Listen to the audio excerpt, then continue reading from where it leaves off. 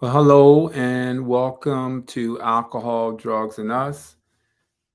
This is Joseph McCrae, and I'm normally joined with my wife, Shawanda, but she's away, and she'll be back the second Thursday of the month. So, Alcohol, Drugs, and Us is the place where we talk about alcohol, we talk about drugs, and so tonight we have a really great topic to talk about tonight, and that is methadone. Methadone, you should know me by now. And I like this topic because there's a lot of talk about opioids. There's a lot of talk about overdoses. We had in 2021, we had 107,000 people to die from drug overdoses, and 75% of them were from opioids. So, opioids are pain relieving medications. Your Dilaudid, your oxycodone, oxycontin, all those relieve pain. And heroin is also another opioid. And so, what happens is people take too much of the drug and overdose. And particularly the drug that we are mostly talking about on the street today is fentanyl. So fentanyl is a very potent opioid. It's 30 to 50 times stronger than heroin. Uh, Sold very cheaply and is very potent, and it can cause a person to stop breathing. That's what happens in an overdose. So you ever wonder like what is happening? The brain receives so much of an opioid on the breathing center of the brain stem, to the point where the person slowly decreases in their respirations and unfortunately stop breathing. And so we know we can give them Narcan to reverse that. But tonight I want to talk about methadone and what is this medication, right? What is this medication? How does it help an individual? And I want to hear your questions. I want to hear what is on your heart, because I know a lot of people have heard about methadone, but some of the things they've heard about it have not always been true, not always been positive. Some of those things have been just out and out negative. And I'm not going to say that this medication has always done well by people, because sometimes if it's not taken as prescribed, it can be harmful. And then there are sometimes if it gets into the wrong hands of kids and all, it can be deadly. So no question about it. It does have its pluses and minuses, but I think it has a lot more pluses than it has minuses. So let's get into some of this history about this medication called methadone. So methadone came about as a result of Germany. So Germany are the ones who developed methadone. They developed it somewhere between the years of 1937 and 1939 is when it was developed. And we know that it was a medications that helped with soldiers. Soldiers were not able to get heroin and at that time morphine. And so the Germans developed it. What happened is Germany lost the war, World War II, and America received the patent. They received the patent, and it allowed us to start to use this medication. We started to use it somewhere around 1947 is when America got the patent for methadone. And what happened is um, in 19 the 1960s is when we started using methadone. We started using methadone in the 1960s, and it was a great medication. It was a great medication. We saw that for opioid users, it kept them from craving the use of an opioid. By the way, methadone is an opioid, and it's a long-acting opioid, so it lasts about a day or so. And so what we found was that people were actually benefiting from the medicine. So I'll show, I got some slides here. I like to jump in here with to kind of help aid me. So yes, so methadone medication that Germany developed, uh, and then we got the patent in the 47. And then in the 60s, we start having what we call methadone clinics.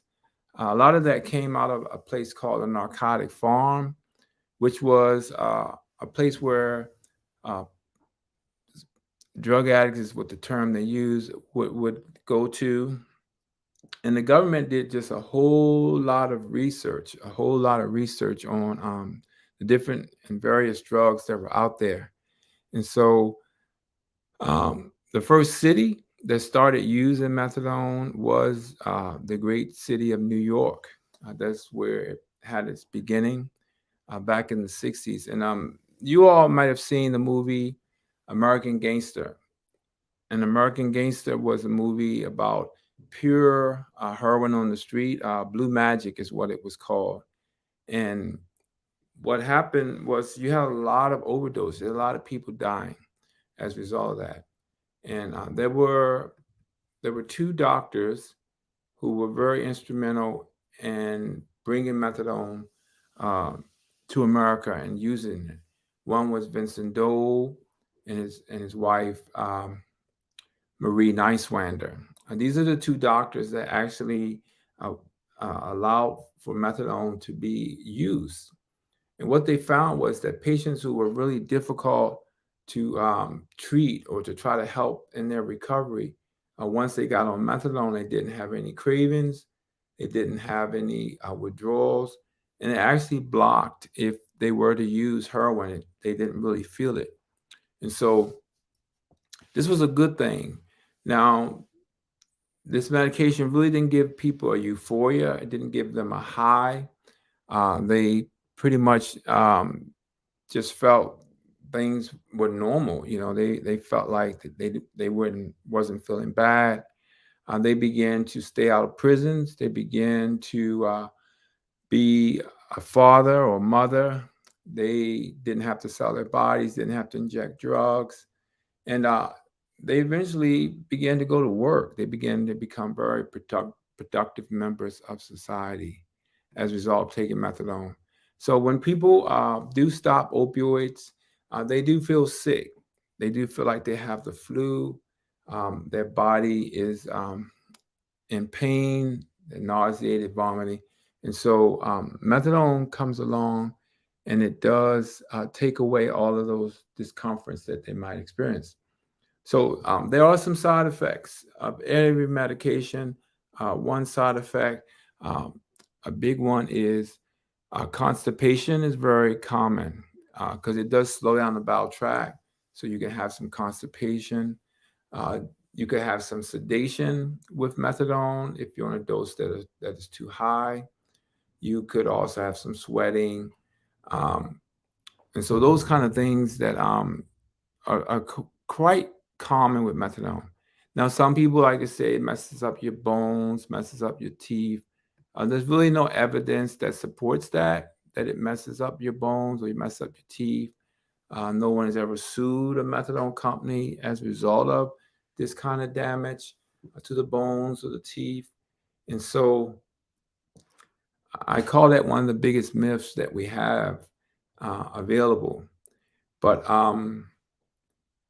you who are taking methadone, you know what this medication does for you.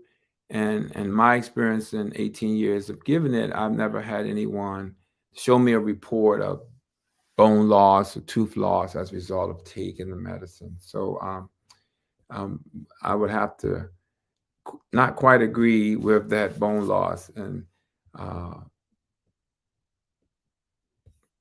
teeth loss, all that kind of stuff that people like to say about it. So it is a medication. Uh, as an arsenal for the treatment of opioid use disorder. It does help the individual to stabilize their life. Now, some people might say, well, how long should you be on methadone? Um, I see people on it forever. Well, we do know the brain changes. We do know the brain does change as a result of being on methadone. And because of that change, sometimes people will need it for a period of time, and then they can request to slowly taper. The idea we say is about 6 months, a year and a half of being on the medicine, stabilizing your life, and then eventually asking for decreases in the dose. So decreases in the dose will sort of give you an idea of how you feel as your dose is decreasing. I do want to show this short video about fentanyl, just to give folks an idea of just the potency of this substance that is readily available in our country. This is your brain. This is your brain on drugs. No, it's nothing like that. Fentanyl is a powerful synthetic opioid. Basically, it's a painkiller like morphine, but a lot of people are taking it recreationally. The latest person to die is a 17-year-old. Traffickers adding fentanyl to everything. Fentanyl, that's the drug that contributed to his death. It's being called a nationwide disaster. This is enough to kill a person. So how exactly does it do that? A lot of how drugs affect people is how fast they get into the brain and how much gets in. Fentanyl's good at both. Your brain has things called opioid receptors, those normally taking chemicals your own brain makes to help you when you're, say, running a marathon. But fentanyl bypasses that system, floods the receptors, killing pain and easing anxiety. But fentanyl has side effects. For one, dopamine's released more easily. Dopamine's associated with reward, so it makes you feel really, really good. Drug users like that side effect, but other side effects can kill you quickly. Remember those opioid receptors? Well, you also have them in your brainstem. When those receptors get flooded, they tell the body to slow down its breathing. And because fentanyl is great at getting a lot of chemical into the brain really fast, those receptors can get overloaded easily. Too much chemical and the body turns off its natural breathing reflex. Breathing can stop within seconds. The person goes unconscious, and without help, they die. So as you see, this is a very potent opioid that's on the streets, folks, and it's taking a lot of people's lives.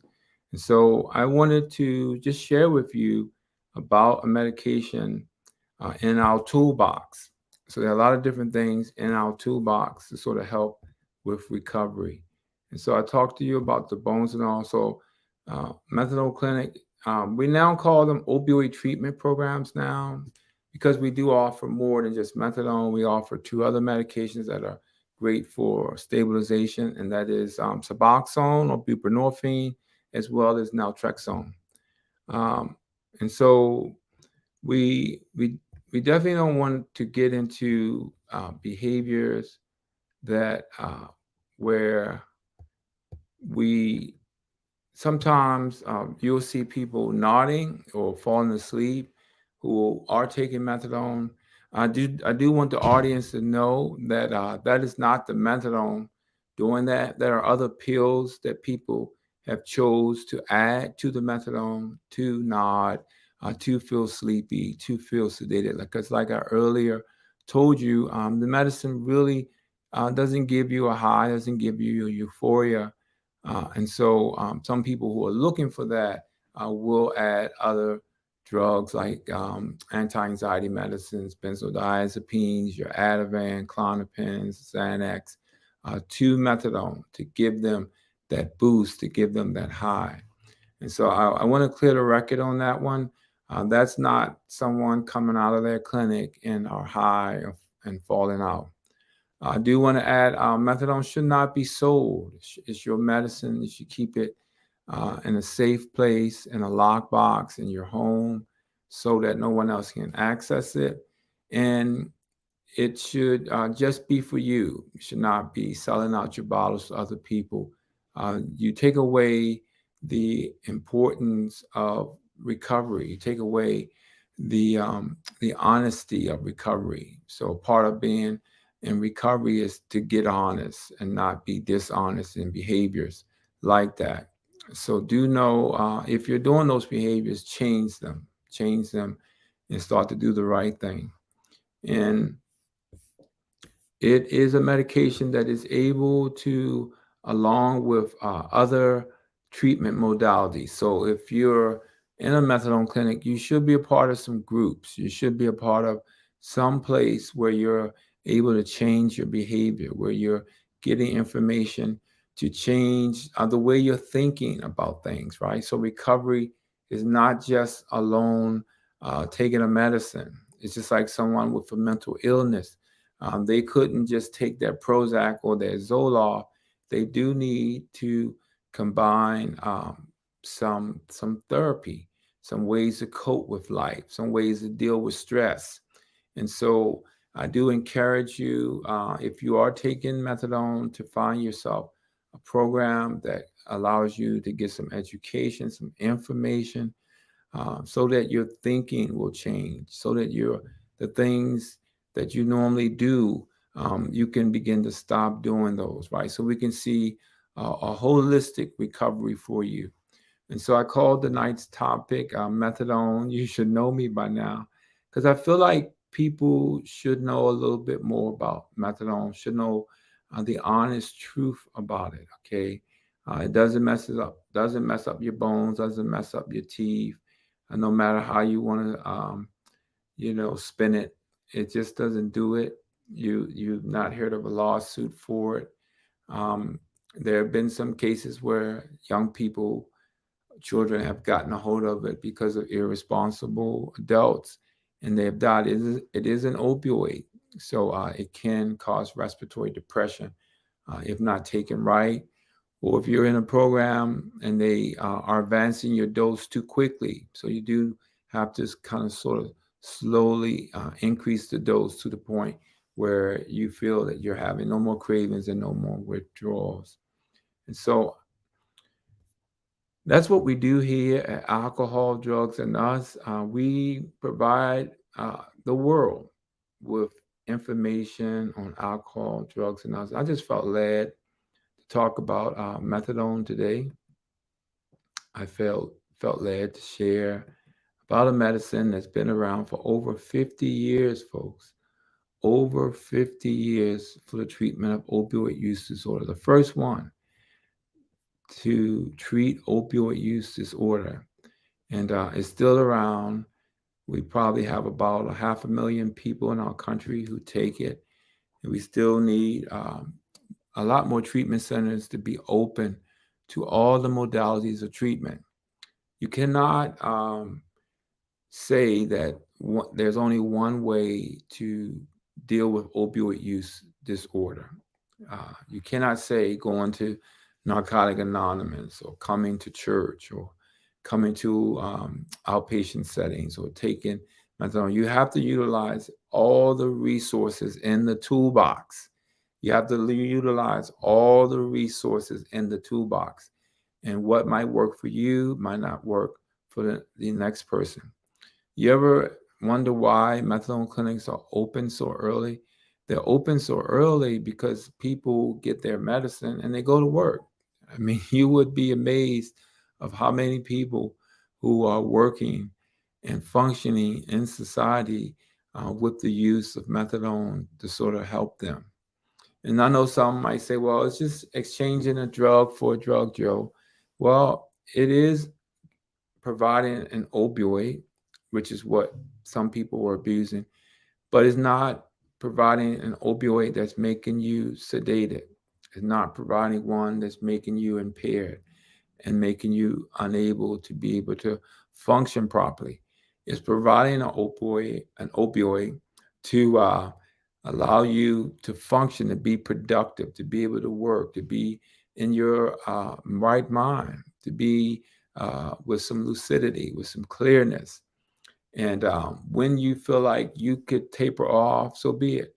And also accept that if you have used opioids for many, many years, maybe you have to be on methadone for an extended period of time, maybe the rest of your life. But if it allows you to be better, better as a result of it, then you can't worry about the naysayers. You have to take the medicine and get the recovery that you so need.